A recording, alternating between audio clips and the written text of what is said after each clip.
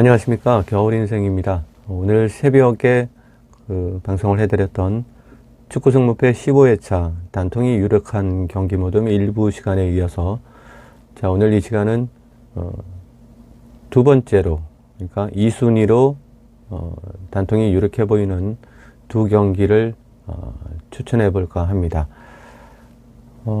구독과 좋아요 그리고 알림 설정은 제가 영상을 제작하는데 굉장히 많은 도움을 주고 있습니다.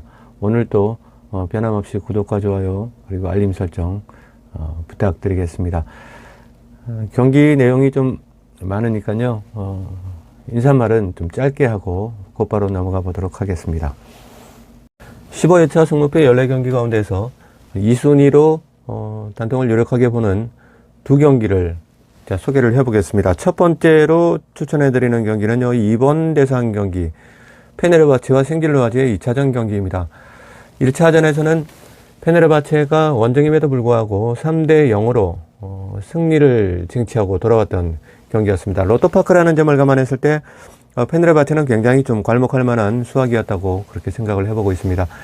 먼저 생길로아즈와 페네르바체의 1차전 경기를 간단하게만 한번 보도록 하겠습니다. 이 경기는 페네르바체가 잘했다는 게 맞고요. 페네르바체가 잘했다는 건 뭐 부정할 수 없는 팩트지만 생길로아즈가 좀 조급했지 않았나. 그 조급함이 결국에는 3대 0이라는 결과를 가져왔다고 생각을 해봅니다. 1대 0으로 지고 있을 때, 1대 0으로 그 리드를 당하고 있을 때 후반 80분까지 침착하던 생길로아즈가 갑자기 좀 공격적으로 변모를 했죠. 블레싱 감독의 주문이 있었겠지만 빌드업 과정이 그렇게 원활하지는 못했고요. 원활했다면 어떤 소득이 있었겠지만 좀 어설픈 빌드업이 되다 보니까 오히려 카르탈 감독에게 탈탈 틀린 그런 경우라고 보여집니다. 카르탈 감독은 페네르바체의 4-2-3-1 주 포메이션에서 상대방이, 그러니까 후반 80분이 넘어서 생길로아즈가 공격적으로 라인을 올리니까 오히려 내려서서, 우리 일반적으로 경기를 보면 국가대표 경기라든지 이렇게 상대가 공격적으로 막 라인을 올리고 공격을 해오면 내가 리드하고 있는 상황에서 그냥 수비에 급급하다가 다시 동점골을 내주고 끝나는 경우가 많잖아요. 근데 카르텔 감독은 지금 내가 리드를 하고 있는데 수비를 하지 않고 상대가 공격적으로 변모를 해서 라인을 올리면서 뭐 어설프든지 어설프지 않든지 그건 결과가 얘기하는 거고요. 뭐 결과가 성공적이었다면 어설프지 않았던 거고, 결과가 실패했다면 그건 굉장히 어설픈 작전이었다는 그런 생각이 드는 겁니다. 그래서 투볼란치, 그러니까 4-2-3-1 포메이션, 페네르바체의 4-2-3-1 포메이션에서 투볼란치의 왼쪽에 있던 프레드 선수를 공미에 있던 치만스키까지 끌어올립니다. 그러니까 지금 페네르바체는 폴란드 국대 치만스키가 공미에서 세컨 스트라이크 역할을 하고 있는데 이 부분까지 올리면서 갑자기 4-2-3-1 포메이션이 4-1-4-1, 그러니까 4-1-4-1 포메이션으로 변모를 하게 됐던 거죠. 상대에 맞서서 더블 볼란치에서 메달라 형식으로 더 공격적으로, 상대의 공격에 맞서 더 공격적으로 변모를 시켰던 체인지 포메이션을 가져갔던 카르탈 감독이었습니다. 그렇게 함으로써 해서 84분에 추가골을 넣게 되고 94분에 타디치가 또 쇄기골을 넣게 되고 3대 0으로 완승을 거두고 돌아왔던 경기였습니다. 이러한 부분이 2차전에서도 벌어지지 말라는 부분은 없겠죠. 일단 감독끼리의 싸움에서는 카르탈 감독이 원정임에도 불구하고 완승을 거두고 돌아왔다고 생각을 합니다. 자, 이번에는 위니옹 생길로아즈의 간단한 면모만 보고 곧바로 넘어가도록 하겠습니다. 어쩌면 1차전에서 보여주었던 위니옹 생길로아즈의 11 라인업들에게는 아무런 잘못이 없다는 그런 생각이 듭니다. 오히려 칭찬을 해주고 싶고요. 올 시즌에 생길로아즈의 중심으로 거듭나고 있는 푸에르타스의 경기력은 어쩌면 팀을 승리로 가져갈 수 있었던 그런 굉장히 좋은 퍼포먼스를 보여주었다는 생각이 들고요. 골키퍼였던 모리스의 위치 선정 미스가 경기를 좀 대표로 가져갔던 그런 부분도 있고, 무엇보다 블레싱 감독의 단 한 번의 작전 실패가 가져다준 참패였다는 그런 생각이 듭니다.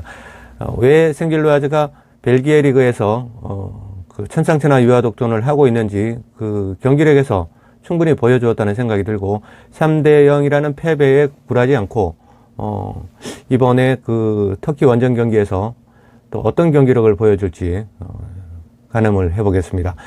2차전의 전망은 일단 양 팀이 가지고 있는 일정으로 한번 살펴보도록 하겠습니다. 이점에서 페네르바체로 원정을 떠나는 생길라즈가 3점 차의 핸디캡을 극복할 수 있을런지, 아니면 일반 승리라도 챙겨서 돌아갈런지, 아니면 무승부라도 쟁취를 해내려고 노력을 할런지 그 부분을 가늠을 해보겠습니다. 그리고 홈팀 페네르바체가 또 3점 차의 애드밴티지를 지금 가지고 있으면서도 승리를 위해서 아주 강하게 압박 축구를 시전을 할런지, 아니면 그냥 좀 부드럽게 릴렉스하게 무승부라도 챙겨서, 아니면 한 점 차, 두 점 차의 패배라도 상관없다, 이런 식으로 나갈런지 한번 가늠을 해보겠습니다. 이런 부분에 대해서는 일단 양 팀이 처해 있는 다음 리그 일정들을 보시는 게 도움이 되지 않을까, 그렇게 생각을 해보고 있습니다. 자, 리그 일정들을 한번 보겠습니다.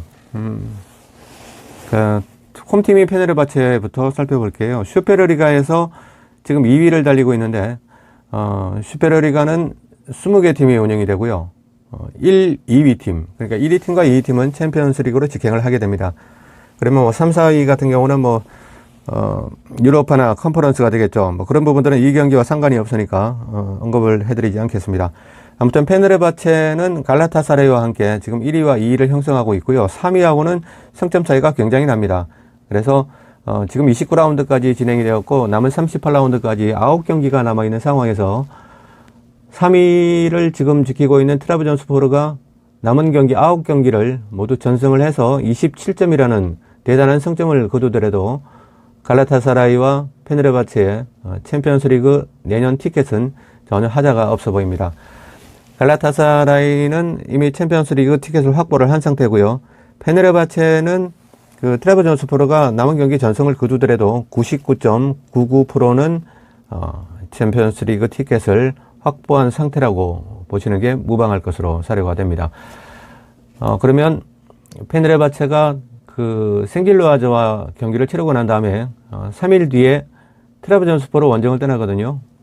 그 경기, 그러니까 페네르바체는 이 유로파 생길로아즈의 2차전을 끝내고 난 다음에 리그로 돌아가서 중요한 경기는 한 2경기 정도가 있을 것 같습니다. 갈라타사라이와 4월 8일에 펼쳐지는 슈퍼컵 경기, 그리고 그러니까 다음 주 월요일 날 곧바로 펼쳐지는 트라브존스포르와의 원정 경기. 자, 트라브존스포르의 원정 경기가 왜 중요하다고 생각이 드느냐면요. 지금 페네르바체는 남은 리그 경기에서 전패를 하더라도 큰 상관이 없다고 보여집니다. 하지만 이 트라브존스포르가 지금 페네르바체가 올 시즌에 24승 3무 1패. 자, 유일하게 1패를 거둔 팀이 트라브존스포르입니다. 그래서 이 원수는 갚아야죠. 자존심의 생채기가 난 그런 카르탈 감독에게는 어쩌면 동기부여가 있는 그런 경기가 될 수도 있을 거라 생각이 됩니다. 하지만 그건 또 배팅을 하는 우리 입장이고요. 감독이나 선수 입장에선 그런 부분들을 신경 쓰지 않을 수도 있죠. 우리가 너무 동기부여 하다 보면 진짜 그 자체가 동기부여가 됩니다. 그렇기 때문에 어떻게 보면 트라브존스포르와의 리그 경기도 큰 의미가 없는 적절하게 남아있는 9경기를 부상당하지 않고 팀의 위용을 보여주면서 그렇게 경기 일정들을, 시즌 일정들을 마감하는 게 아주 좋을 것 같은 페네르바체입니다. 페네르바체도 이미 그렇게 생각을 하고 있을 거라는 생각이 들고요. 위네용 생길로아즈와의 2차전에서 3점 차의 리드를 가지고 있다고 하지만 느슨하게 한두 점 정도 져준다든지 무승부를 거둔다든지 하는 부분은 없을 거라는 그런 생각이 됩니다. 페네르바체의 라인업의 한 8, 90%는 거의 다 국대고요. 빅리그에서 좀 쉽다가 선수 말년 시절을 지금 행복하게 보내기 위해서 지금 페네르바체에서 축구를 하고 있는 선수들이기 때문에 아주 노련미, 그리고 순간적인 판단력, 어떤 경기를 90분 내내 치르다 보면 뜻하지 않았던 위기에 봉착하게 되는데 그 위기를 탈출하는 방법, 그러니까 타락박 같은 부분들, 이런 부분들에서 페네르바체가 본능적으로 몸에 배어 있기 때문에 위네용 생길로아즈가 3점 차를 극복하기 위해서 공격적으로 만약에 올라온다면 또 한 번 페네르바체에게 참교육을 당할 수도 있지 않을까 그런 생각을 해보고 있습니다. 아무튼 페네르바체가 이번 대상 경기가 펼쳐지는 금요일 새벽에 무승부를 거둘 수도 있겠죠. 축구라는 게. 하지만 단통을 지금 추천하는 입장에서 굳이 승리와 무승부를 둘 중에 하나를 고른다면 그래도 페네르바체의 자존심에 이 소중한 근로소득을 한번 투자해. 조금 전 마지막 부분에 편집을 하다가 잘린 부분이 있는데 그다지 중요한 부분이 아니라서 그냥 넘어가도록 하겠습니다. 시청자님들의 많은 양해 부탁드리고요. 이 한 경기를 지금 이렇게 분석 방송하는데 1시간 정도 넋두리를 하거든요. 거기에서 조금씩 잘라내는 식으로 편집을 하는데 아무래도 이런 실수가 간간히 있을 수가 있습니다. 다음에도 이런 경우가 있더라도 시청자님들의 좀 넓으신 마음으로 또 이해를 해 주셨으면 감사하겠습니다. 자, 이제는 미니용 생길루아즈가 과연 자국으로 돌아가서 남아있는 일정들, 그 부분들만 짧게 살펴보면서 과연 페네르바체의 승리 구간이 내 돈을 투자할 수 있을 만큼 합리적인지 가늠을 해보고 다음 경기로 넘어가도록 하겠습니다. 지금 미니용 생길루아즈는 벨기에 주니퍼 프로리그에서 선두를 달리고 있고요. 이제 돌아가서 한 경기만 치르면 리그 일정이 일단 끝이 납니다. 그러니까 18일 금요일 날 새벽에 경기를 치르고 18일 월요일 날 엔트워프 원정을 떠납니다. 그래서 엔트워프 원정이 시즌 마지막 경기가 되고요. 그 다음에는 플레이오프 일정이 펼쳐지게 됩니다. 그리스 리그하고 좀 상당히 비슷하면서도 조금 다른 부분이 있는데 이 부분은 다음에 또 승부표를 위해서 간단하게 설명을 드리도록 하겠습니다. 그리스 리그는 14팀이 참가를 하지만 벨기에는 16팀이 참가를 하게 됩니다. 그러니까 홈앤 원정으로 경기를 치르고 나면 30경기가 되겠죠. 팀별로 30경기가 되는데 이 30경기가 끝나고 나면 그리스 리그와 똑같이 1위부터 6위까지 잘라냅니다. 그래서 이 1위부터 6위까지는 라운드 로빈 방식으로 플레이오프를 펼쳐지게 되는데 그리고 홈앤 원정 딱 10경기만 치르게 되죠. 그런데 그리스 리그는 그 자체가 끝이지만 벨기에 리그는 이 10경기를 치르는데 처음 라운드, 그러니까 30라운드까지 치렀던 승점을 절반을 가지고 간다는 그런 생각만 해보시면 됩니다.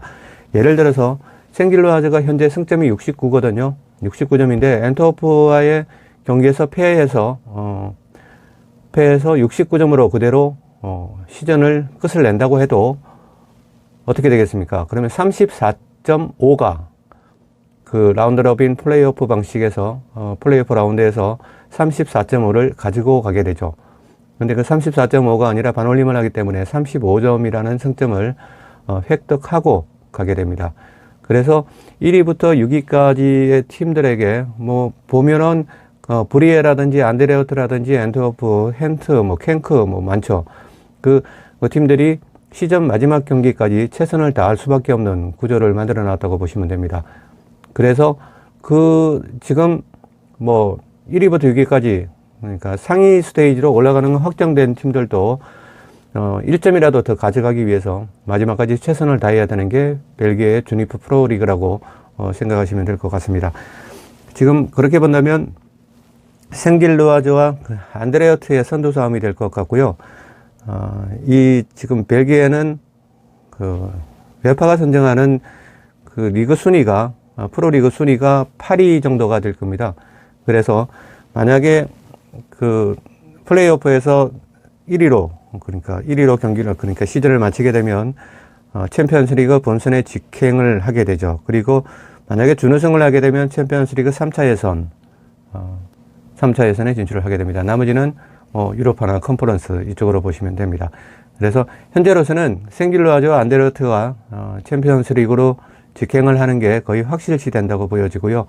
워낙이나 30라운드까지 따놓은 승점이 생길루아즈가 69점, 안데르트가 63점이고 그 밑으로는 브리에가 51점밖에 되지 않기 때문에 이 상황들을 뒤집어 엎는 게 상당히 좀 어렵다고 봐야 되겠죠. 그래서 생길루아즈는 어쨌든 마지막 경기에서 엔트워프와의 경기에서 최대한 승점을 확보해야 안드레어트와의 우승 경쟁에서 밀리지 않을 것으로 생각이 듭니다.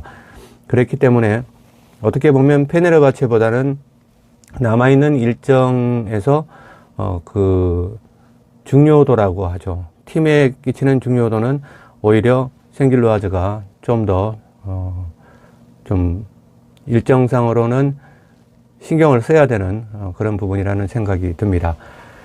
그래서 여기에서 종합을 해보면 페네르바체는 어쨌든 이번 대상 경기도 기분 좋게 치를 것이고요. 그리고 또 남아있는 경기도 생각을 안 해도 되잖아요. 하여튼 트라브존스포르와의 경기가 감독의 마음이지 우리가 생각하기에는 어쨌든 남은 경기 일정들은 큰 상관이 없기 때문에 페네르바체는 좀 상당히 심적으로 여유가 있는 상태고 생길로아즈는 다시 고국으로 돌아가더라도 리그 마지막 경기까지 최대한 승점을 확보해야 되는, 그리고 나서 다시 이제 최종 순위가 밝혀지면 4월부터 이제 그 플레이오프 라운드 로빈 방식으로 치러지게 되겠죠. 자, 이렇게 생각해 보면 페네르바체의 승리와 무승부 구간에서 초이스를 하는 게 맞다는 생각이 들고요. 지금 해외 배당도 오전에 1.91에서 지금 1.80 그리고 또 1.7677로 지금 마감을 하고 있는 해외 업체들도 있습니다. 자, 그렇기 때문에 페네르바체의 승리 구간이 단통 구간으로 손색이 없다는 그런 생각을 해보겠습니다. 자, 두 번째 경기는 여기까지 해서 마치고요. 이제 세 번째로 단통 경기로 예상이 되는 세 번째 경기로 가보도록 하겠습니다. 만약에 독식으로 적중이 된다면 1등 예상 적중금이 30억에 육박할 것으로 전망이 되고 있는 15회차 승무패 세 번째로 추천드리는 단통 예상 경기입니다. 15회차 승무패에서는 4번 경기로 편성이 되어 있고요. 피오렌티나와 마카비 하이파의 2차전입니다. 현재 해외 배당은 피오렌티나에게 극단적인 우세를 전망하고 있는 1.30 그리고 마카비 하이파는 10.00입니다.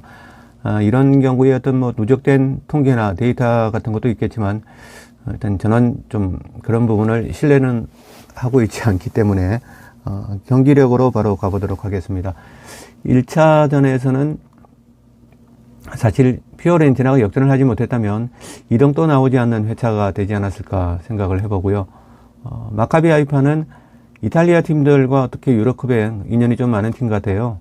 지난번에 유벤투스와도 이탈리아에서는 졌지만 이스라엘로 또 불러들여서는 2대0으로 승리를 거두었을 것 같은데 혹시 스코어가 틀리더라도 너무 나무라지는 마세요. 제가 기억하기로는 유벤투스를 2대0으로 제압을 했던 경기였던 것 같습니다. 그때 프로토 배팅을 했기 때문에 하이파가 승리를 거두었다는 건 제가 확실히 기억을 합니다. 아무튼 하이파 입장에서는 이탈리아 원정은 항상 쉽지 않은 경기였고요. 그리고 그러니까 이스라엘에서는 유벤투스든 어떤 팀이 오든 간에 극강의 경기력을 보여주었던 아주 기억에 남는 팀이라고 볼 수가 있겠죠.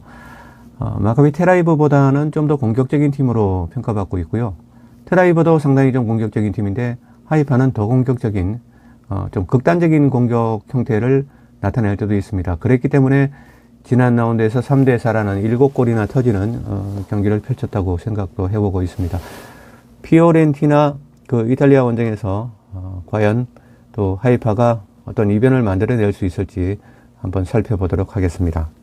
4번 대상 경기는요, 원정팀 마카비 하이파의 입장이나 하이파의 일정들은 아예 생각하지 않고 좀 멀리 제껴두고 배팅을 하시는 게 훨씬 도움이 되지 않을까 생각을 해보고 있습니다. 너무 깊은 곳까지 분석을 하시다 보면 가까운 곳에 있는 아주 소중한 자료를 놓치게 되는 경우들이 허다했기 때문에 4번 경기가 좀 그런 측면에 들어가는 매치업이지 않을까 생각을 해보고 있습니다. 마카비 하이파에 관련된 어떤 자료들이나 경기들을 지켜보는 것보다 홈팀 피오렌티나의 일정과 피오렌티나의 경기력, 그리고 피오렌티나가 지금 리그에서 처해져 있는 그런 상황들을 보시는 게 결과를 좀 더 가깝게 찾아낼 수 있는 방법이라고 생각을 해보고 있습니다. 마카비 하이파는 홈으로 가서는 세계 어떤 팀이 오더라도 상당히 좀 전투적이고 경쟁력 있는 그런 경기를 펼쳐 보인다고 생각하시고요. 원정 경기력은 그다지 준수하지 못하다. 뭐 이 정도만 아시면 경기를 베팅하시는데 뭐 소홀함이 없을 거라고 생각을 합니다. 피오렌티나에 관련된 부분만 보겠습니다. 경기력이야 유저님들이 뭐 저보다 더 잘 아실 거라고 생각이 들고요. 피오렌티나는 현재 2마리 토끼를 다 잡으려고 하다가 다 놓치는 경우가 될 수도 있습니다.